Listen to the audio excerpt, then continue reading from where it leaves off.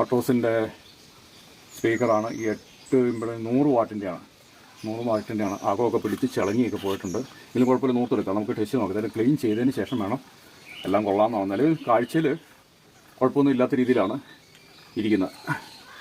അപ്പോൾ അതിനെ മാറ്റി വെച്ചു.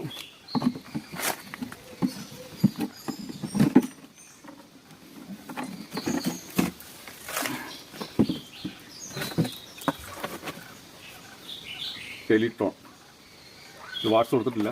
സ്പീക്കറാണിത്. 100 വാട്ടോ 50 വാട്ടോ ആയിരിക്കും ഇത്. നിലവിൽ കുഴപ്പമൊന്നുമില്ല. വർക്ക് ചെയ്യുന്ന ആളാണ് കാണിക്കുന്നത്. കണ്ടോ, ഇതിനകത്ത്